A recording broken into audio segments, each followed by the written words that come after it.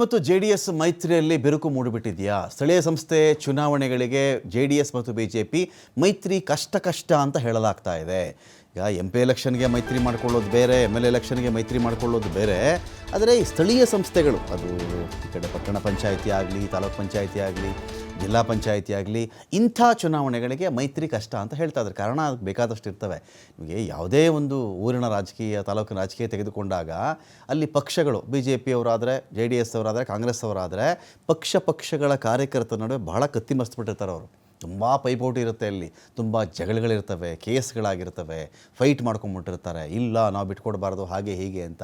ಇಲ್ಲಿ top level ಗೋಪುರದ ತುದಿಯ ನಾಯಕರುಗಳು ಏನೋ ಒಂದು ಮೈತ್ರಿ ಮಾಡ್ಕೊಂಬಿಟ್ಟಾಗ ಕೆಳಗಡೆ ಈ ಕಿತ್ತಾಟಗಳಿರ್ತಾವಲ್ಲ, ಇವರಲ್ಲಿ ನೀವು ಶೇಕ್ ಹ್ಯಾಂಡ್ ಮಾಡ್ಕೊಂಬಿಟ್ಟು ಆಯ್ತಪ್ಪ ನೀನು BJP ಕ್ಯಾಂಡಿಡೇಟ್ಗೆ ಸಪೋರ್ಟ್ ಮಾಡು, ನೀನು JDS ಕ್ಯಾಂಡಿಡೇಟ್ಗೆ ಸಪೋರ್ಟ್ ಮಾಡು, ಅಥವಾ ನೀನು ಕಾಂಗ್ರೆಸ್ ಕ್ಯಾಂಡಿಡೇಟ್ ಸಪೋರ್ಟ್ ಮಾಡಿಬಿಡು ಅಂತ ಹೇಳಿದ್ರೆ ಅವ್ರು ಯಾರೂ ಒಪ್ಪಕ್ಕೆ ರೆಡಿನೇ ಇರಲ್ಲ.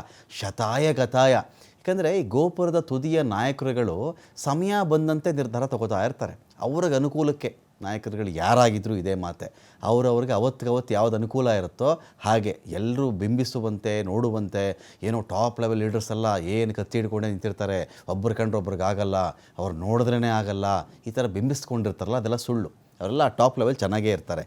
ಅವತ್ತಿನ ರಾಜಕೀಯ ಸನ್ನಿವೇಶಕ್ಕೆ ತನ್ನ ಪಕ್ಷಕ್ಕೇನು ಲಾಭ, ನನ್ನ ಮನೆಗೇನು ಲಾಭ, ನನಗೇನು ಲಾಭ, ಇಷ್ಟನ್ನೇ ಪ್ರತಿಯೊಬ್ಬ ರಾಜಕೀಯ ನಾಯಕನೂ ನೋಡೋದು. ಸೊ ವಿಷಯಗಳು ಹೀಗಿದ್ದಾಗ ಈ ಕೆಳ ಹಂತದ ಕಾರ್ಯಕರ್ತರು ಇರ್ತಾರಲ್ಲ, ಇದು ಸಿನಿಮಾ ನಟರಾದರೂ ಇದೇ ನಿಜಾನೇ.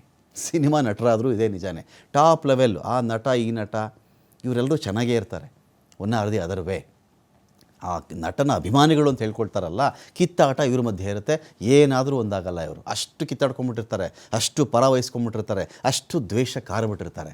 ಇದು ರಾಜಕೀಯ ಪಕ್ಷಗಳಲ್ಲೂ ಹೀಗೆ. ಈ ಕಾರ್ಯಕರ್ತರನ್ನೇನಾದರೂ ಮ್ಯಾಚ್ ಮಾಡೋಣ ಅಂತ ಹೇಳಿದ್ರೆ ಅದು ಮ್ಯಾಚ್ ಆಗಲ್ಲ. ಅದರಲ್ಲೂ ಸ್ಥಳೀಯ ಸಂಸ್ಥೆ ಚುನಾವಣೆ ಅಂತ ಹೇಳಿಬಿಟ್ರೆ ಇದ್ದಿದ್ದು ಕಷ್ಟ ಅಂತ. ಲೋಕಸಭೆ, ವಿಧಾನಸಭೆ ಚುನಾವಣೆಗಷ್ಟೇ ಮೈತ್ರಿ, ಸ್ಥಳೀಯ ಸಂಸ್ಥೆ ಚುನಾವಣೆಗೆ BJP ಜೊತೆ ಮೈತ್ರಿ ಕಷ್ಟ. ಹಾಗಾಗಿ ಸ್ವಂತ ಬಲದಲ್ಲೇ JDS ಸ್ಪರ್ಧೆ ಮಾಡುತ್ತೆ ಅನ್ನೋ ಒಂದು ವಿಚಾರ JDS ವರಿಷ್ಠ, ಮಾಜಿ ಪ್ರಧಾನಿ ದೇವೇಗೌಡರ ಕಡೆಯಿಂದನೇ ಆಚೆ ಬರ್ತಾ ಇದೆ. ವಿಜಯೇಂದ್ರ ಹೇಳಿಕೆ ಬೆನ್ನಲ್ಲೇ ಮೈತ್ರಿ ಕಷ್ಟ ಅಂತ HDD ಹೇಳ್ತಾ ಇದ್ದಾರೆ. ವಿಜಯೇಂದ್ರ ಸ್ವಂತ ಬಲದಲ್ಲಿ BJP ಅಧಿಕಾರಕ್ಕೆ ಬರುತ್ತೆ ಅಂತ ಹೇಳಿಬಿಟ್ಟಿದ್ರು. ಸ್ವಂತ ಬಲ ನಮ್ಮ ಒಬ್ಬರದೇ ಸಾಕು, ಇನ್ಯಾರ್ದೋ ಬೇಕಾಗಿಲ್ಲ, 140 ಗೆದ್ದು ಬಿಡ್ತೀವಿ ಅಂತ ಇವ್ರು ಹೇಳಿದ್ರಲ್ಲ.